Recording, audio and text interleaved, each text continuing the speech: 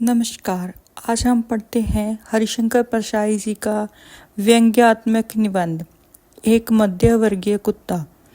मेरे मित्र की कार बंगले में घुसी तो उतरते हुए मैंने पूछा, उनके यहाँ कुत्ता तो नहीं है? मित्र ने कहा, तुम कुत्ते से बहुत डरते हो? मैंने कहा, आदमी की शक्ल में कुत्ते से नहीं डरता, उनसे निपट लेता हूँ, पर सच्चे कुत्ते से बहुत डरता हूँ। कुत्ते वाले घर मुझे अच्छे नहीं लगते। वहाँ जाओ तो मेजबान के पहले कुत्ता भौंककर स्वागत करता है। अपने स्नेही से नमस्ते हुई ही नहीं कि कुत्ते ने गाली दे दी। क्यों यहाँ आया वे? तेरे बाप का घर है, भाग यहाँ से। फिर कुत्ते का काटने का डर नहीं लगता, 4 बार काट ले डर लगता है। उन 14 बड़े इंजेक्शन का जो डॉक्टर पेट में घुसेड़ता है, यूं कुछ आदमी कुत्ते से अधिक जहरीले होते हैं। एक परिचित को कुत्ते ने काट लिया था। मैंने कहा, इन्हें कुछ नहीं होगा, हालचाल उस कुत्ते का पूछो और इंजेक्शन उसे लगाओ। एक नए परिचित ने मुझे घर पर चाय के लिए बुलाया। मैं उनके बंगले पर पहुंचा तो फाटक पर तख्ती टंगी दिखी, कुत्ते से सावधान। मैं फौरन लौट गया। कुछ दिनों बाद वे मिले तो शिकायत की, आप उस दिन चाय पीने नहीं आए। मैंने कहा, माफ़ करें, मैं बंगले तक गया था, वहाँ तख्ती लटकी थी, कुत्ते से सावधान।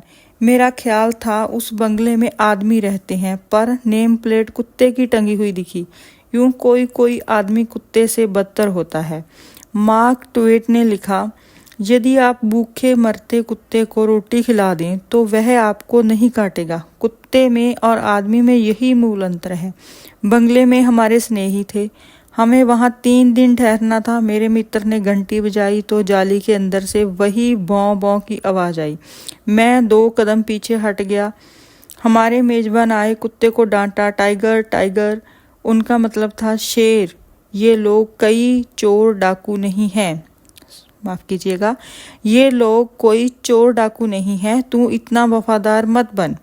कुत्ता जंजीर से बंधा था। उसने देख भी लिया था कि हमने उसके मालिक खुद भीतर ले जा रहे हैं, पर वह भौंके जा रहा था। मैं उससे काफ़ी दूर से लगभग दौड़ता हुआ भीतर गया। मैं समझा यह उच्च वर्गीय कुत्ता है। लगता ऐसा ही है। मैं उच्च वर्गीय का बड़ा अदब करता हूँ, चाहे वह कुत्ता ही क्यों ना हो। उस बंगले में मेरी अजब स्थिति थी। मैं हीन भावना से ग्रस्त था। इसी अहाते में एक उच्च वर्गीय कुत्ता और इसी में मैं। वह मुझे हिकारत की नज़र से देखता। शाम को हम लोग लान में बैठे थे। नौकर कुत्ते को अहाते में घुमा रहा था। मैंने देखा फाटक पर आकर 2 सड़किया आवारा कुत्ते खड़े हो गए। वे सर्वहारा कुत्ते थे। वे इस कुत्ते को बड़े गौर से देखते, फिर यहाँ वहाँ घूमकर लौट आते और इस कुत्ते को देखते रहते, पर यह बंगले वाला उन पर भौंकता था।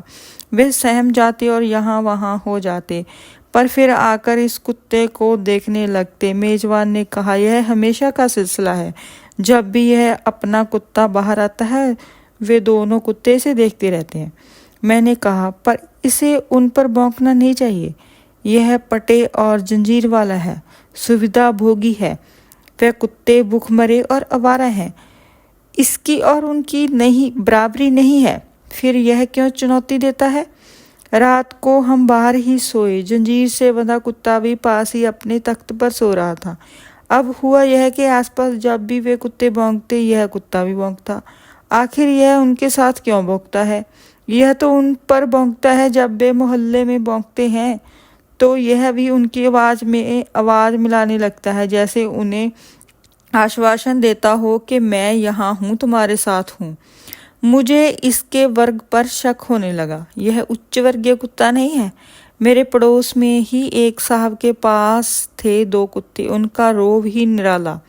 मैंने उन्हें कभी भौंकते नहीं सुना। आसपास के कुत्ते भौंकते रहने पर वे ध्यान नहीं देते थे। लोग निकलते पर वे झपटते भी नहीं थे। कभी मैंने उनकी एक धीमी गुरगुराहट ही सुनी होगी। वे बैठे रहते या घूमते रहते। फाटक खुला होता तो भी वे बाहर नहीं निकलते थे। बड़े रोबीले, अहंकारी और आत्मतुष्ट। यह कुत्ता उन सर्वहारा कुत्तों पर भौंकता भी है और उनकी आवाज में आवाज भी मिलाता है। कहता है मैं तुम में शामिल हूँ। उच्च वर्गीय जूठा रोब भी है और संकट के आवाज पर सर्वहारा के साथ भी। यह चरित्र है इस कुत्ते का। यह मध्य वर्गीय चरित्र है। यह मध्य वर्गीय कुत्ता है। उच्च वर्गीय होने का डोंग भी करता है और सर्वहारा के साथ मिलकर भौंकता भी है। तीसरे दिन रात को हम लौटे तो देखा कुत्ता त्रस्त पड़ा है। हमारी आहट पर वह भौंका नहीं। थोड़ा सा मरी आवाज में गुर्राया। आसपास वे आवारा कुत्ते भौंक रहे थे पर यह उनके साथ भौंका नहीं। थोड़ा गुर्राया और फिर निढाल पड़ गया। मैंने मेजबान से कहा, आज तुम्हारा कुत्ता बहुत शांत है। मेजबान ने बताया, आज यह बुरी हालत में है। हुआ यह कि नौकर की गफलत के कारण यह फाटक से बाहर निकल गया। वे दोनों कुत्ते तो घात में थे ही। दोनों ने इसे घोर लिया, इसे रंगेदा। दोनों इस पर चढ़ गए, इसे काटा, हालत खराब हो गई। नौकर इसे बचाकर लाया, तभी से यह सुस्त पड़ा है और घाव सहला रहा है। डॉक्टर श्रीवास्तव से कल इसे इंजेक्शन दिलाऊंगा। मैंने कुत्ते की तरफ देखा, दीन भाव से पड़ा था। मैंने अंदाज लगाया हुआ यूं होगा, यह अकड़ से फाटक से बाहर निकला होगा, उन कुत्तों पर भौंका होगा। उन कुत्तों ने कहा होगा, अबे अपना वर्ग नहीं पहचानता, डोंग रचता है, यह पट्टा और जंजीर लगाई है, मुफ्त का खाता है, लॉन पर टहलता है, हमें ठस्क दिखाता है। पर रात को जब किसी आसन्न संकट पर हम भौंकते हैं तो तू भी हमारे साथ हो जाता है। संकट में हमारे साथ, मगर यूं हम पर भौंकेगा। हम में से है तो निकल बाहर। छोड़ यह पट्टा और जंजीर, छोड़ यह आराम। गूरे पर पड़ा अन्न खाकर, चुरा कर रोटी खा, धूल में लौट। यह फिर भौंका होगा, उस पर वे कुत्ते झपटे होंगे। यह कहकर, अच्छा ढोंगी दगाबाज, अभी तेरे जूठे दर्प का अहंकार नष्ट हो किए देते हैं। यह रंगेदा पटका, काटा और धूल खिलाई। कुत्ता चुपचाप पड़ा, अपने सही वर्ग के बारे में चिंतन कर रहा है। यह था हरिशंकर परशाई जी का निबंध, जो कि व्यंग्यात्मक है। आपको उम्मीद करती हूँ पसंद आया होगा।